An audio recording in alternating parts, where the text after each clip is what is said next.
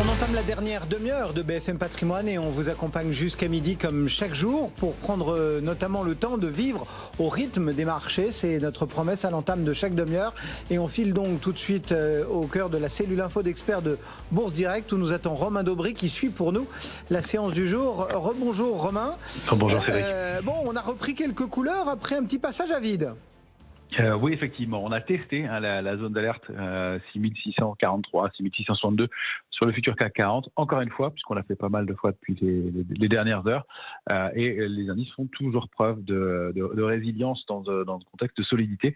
Il faut dire que le consensus pour le déclenchement d'une consolidation est quand même très très fort, et dans ces cas-là, c'est souvent difficile à mettre en place. Donc, c'est pour ça qu'on va travailler en fonction de signaux et donc sur rupture de ce niveau-là dans un premier temps. Donc 6643, on pourrait voir une accélération baissière un peu plus marquée en direction de 6608 ou débordement et réinstallation au-delà de 6685. On teste le niveau à nouveau en ce moment. Il faut le dire quand même, sur les indices européens, plus des signaux de force. On teste le bas du canal haussier au sein duquel le futur CAC 40 évolue depuis mi-octobre. Sur le S&P, en revanche, on a donné un signal plus clair d'arrêt dans la tendance. Alors, arrêt dans la tendance, ça ne veut pas dire signal de baisse automatiquement, et en tout cas, pas de baisse immédiate. Mais on évoluait au sein de l'indice S&P 500 au sein d'un biseau ascendant, c'est une structure d'épuisement.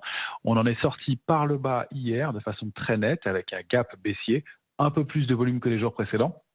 Donc, c'est un coup d'arrêt dans la dynamique haussière. Ça ne veut pas dire pour autant que le marché va baisser fort. Ça veut dire qu'il s'installe peut-être dans une zone de consolidation latérale et que tant que les niveaux ne sont pas rompus, il n'y a pas de raison que ça accélère. Alors, le niveau et le guide à surveiller sur le S&P 500, c'est 3956. On l'a testé hier soir, on s'est arrêté dessus. Si on rompt ce niveau-là, c'est 3907. Et là, l'impulsion baissière plus marquée se déclencherait avec en cible 3810 au moins et pourquoi pas 3706. À Paris, c'est la même chose. Sous 6608, là, on pourrait accélérer un peu plus fort et aller chercher un niveau de retracement situé entre 6390 et 6450. Pour l'instant, les éléments ne l'indiquent pas, il n'y a rien de déclenché. C'est très probablement les grands rendez-vous macroéconomiques de la semaine qui vont permettre de déterminer si cette possible correction se met en place ou si on repart pour une accélération haussière complémentaire et avec notamment au point d'orgue jeudi les chiffres de l'inflation qui vont être le cœur puisque c'est le chiffre le plus regardé par la Fed, ou parmi les chiffres les plus regardés par la Fed. Donc pour l'instant, situation d'attente, on alterne achat et vente, on vend les excès, on en profite pour le faire. 6685 peut-être un niveau pour le tenter avec un stop court par exemple sur le niveau actuel. Sur les valeurs, on n'a pas beaucoup de signaux intéressants dans l'immédiat. On voit que c'est un peu en phase de consolidation, rien de méchant, mais il n'y a pas beaucoup de secteurs en forme à part le secteur de la santé qui surperforme un tout petit peu. Et sinon, peu de signaux sur les valeurs aussi dans l'immédiat.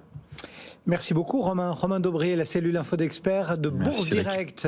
Très bonne fin de séance sur le marché qui donc pour le moment reprend quelques couleurs. On s'adjuge 0,3% à 6682 points.